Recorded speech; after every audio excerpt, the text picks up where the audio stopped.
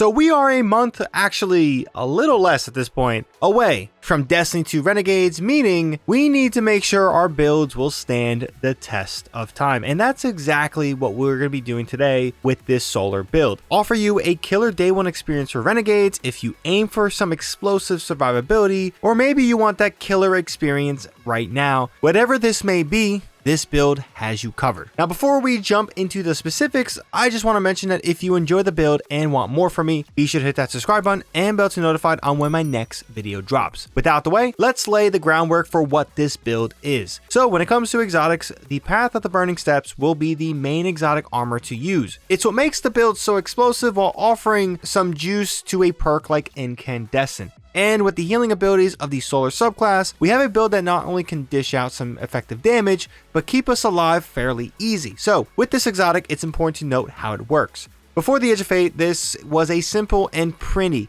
exotic. The main perk really just gave you a solar weapon surge and really nothing else. Now, its rework operates in a similar way, but there are some notable changes. So if we look at the Destiny data compendium, link to that below, as well as the Patreon if you want to support directly, the exotic perk Firewalker works like this. Roaring Flame stacks grant increased solar weapon and ignition damage. Roaring Flame times 1 provides a 6% increased weapon damage and a 15% increase to ignition damage. Roaring Flame times 2 offers a 9.2% increase weapon damage and a 20% increase ignition damage. And Roaring Flame times 3 offers a 12.4% increase weapon damage and a 24.9% increase ignition damage. Now, there is a part of this exotic that has benefits against darkness debuffs, but nothing I will spend time on. They are here on screen and they are pretty nice for some of the other stuff with the Dread and Subjugators and maybe some other darkness debuffs you gotta deal with in the portal. Now, while the decrease to overall weapon damage compared to what it was before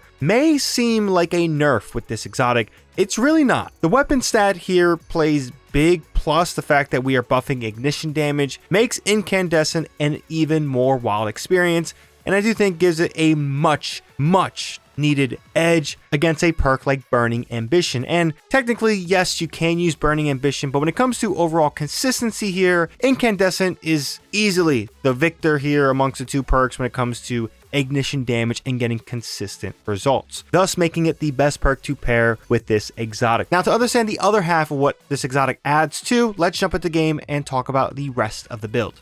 So here we are in game, and as usual, let's check out the drip real quick.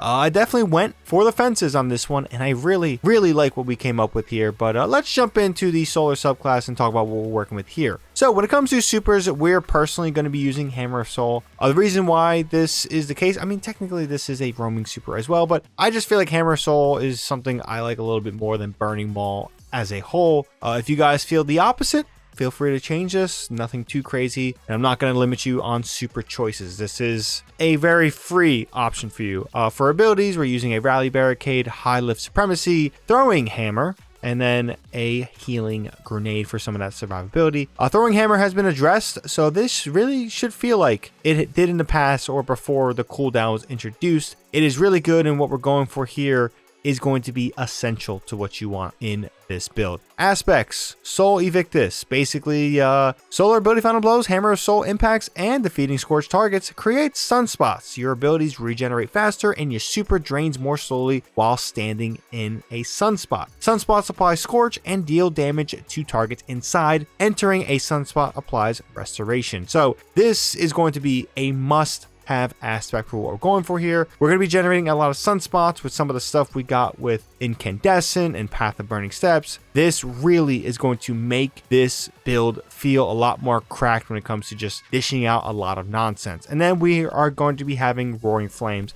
This is also a must because, again, we need Roaring Flame stacks in order to boost ourselves with our exotic. So basically, final blows with solar abilities or ignitions increase the damage of your solar abilities stacks 3 times. So again, this is really good. This also helps you with unstoppable champions if you need some sort of ignition, but don't bank on that too much. Fragments: we're working with Ember of Char. Your solar ignition spreads scorch to affected targets, and we also have a +10 to the grenade stat. Next to that, we have Ember of Eruption. Your solar ignitions have increased area of effect and also has a +10 in melee. And then we have Ember of Empyrean. solo weapon or ability final blows extend the duration of restoration and radiant effects applied to you. Now this, when it comes to radiant, is going to be great when Renegades drops and we don't have radiant shrapnel or radiant hits, or if it was when we don't have the mod that basically makes us radiant on precision hits. But yeah, this helps us with restoration, staying active as much as possible, even if it's ×1, and then always being radiant helps out with some of our damage stuff. And then next to that, we have Ember of Ashes. You apply more scorch stacks to targets. With all the ignitions and all the scorches we're going to be applying,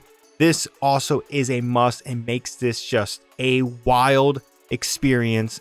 And pairing this incandescent Path of Burning Steps is just really, really good. Now, when it comes to the loadouts, there's really just one requirement, is that your weapon of choice has incandescent. Now, in this one, we've been using Mida Mini Tool, Heal Clip, incandescent, got a tier 5 here. It's been working out great and really, really powerful. A Hob Char has incandescent as well, and there's many other solar weapons out there that also has incandescent. This grenade launcher, Outrageous Fortune, has explosive light and incandescent. We're actually going to be talking about this fairly soon, some point next week. This is a great grenade launcher, and it is incredible on this build and really fun. Armor mods, we have basically a solar strand dual siphon. Now, of course, if you're watching this after Renegades, just switch this to focus in on solar. So ideally, just 2 harmonic siphons will be pretty good here. And then we have hand-on gain bonus super melee energy on melee kills. Since we have throwing hammer, it is easy to help generate this fast roaming super regen with this, with new Malpias. Yeah, super is just coming back super fast on here. You'll experience it when you use it. When it comes to our gauntlets, we have a grenade font, a melee font, and impact induction to help with our grenade cooldown. For our chest, we have sniper damage resistance and concussive dampener, and then solar ammo generation. For our legs, we have innovation, absolution, and elemental charge. Do keep in mind that this is pre-Armor 3.0 exotic armor, so we do have a Artifice mod. We're still waiting for Bungie to make exotic armor better stat-wise. So yeah, if you have one of these old school pre-Armor 3.0, use it. But yeah, this is really good and really effective for what we're going for here. And then for our mark, we have time dilation to extend our armor charges since we have so much fonts. And then we have powerful attraction. This is going to be really good in terms of just collecting orbs around, maintaining armor charges, and then we have outreach. When it comes to our artifact, really nothing is too critical here when it comes to Renegades, because we're going to future-proof this. But if you're doing it right now, something like Radiant Shrapnel, Elemental Daze, and Fever and Chill are really, really good. Something like Refresh Threads could work pretty well when it comes to elemental pickup. Matching your subclass element is going to be in line with what we're going for here. And yeah, but in all, the artifact doesn't really sway too much of this build. The artifact honestly was not kept in mind when it came to putting this together. So again, this is something that should be really, really powerful, given maybe some changes in Renegades to how solar works. But yeah, in all, that's pretty much the build. One important thing before we really jump out of here, your armor stats, melee, super, and weapons should be the highlights. And grenade, get it as high as you can. Getting 4 stats of 400s right now could be possible with tier 5s. And as you can see, I still don't have tier 5s on my head and my mark for what we want specifically. So yeah, but in all, that's going to be the build.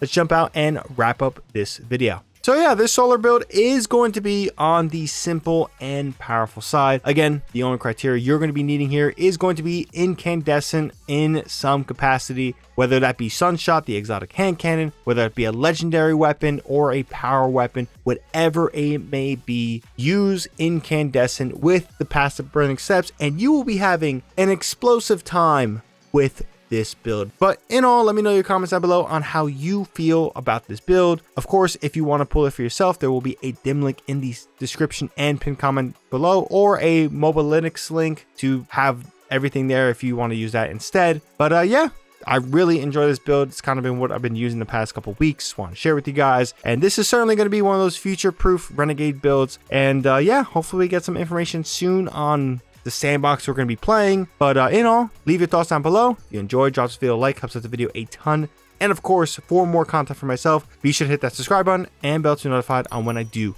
drop more content. But that's all I have to say on this one. Thank you for watching as always. It's greatly appreciated. Until next time, ShadowNinja here, and I'm out.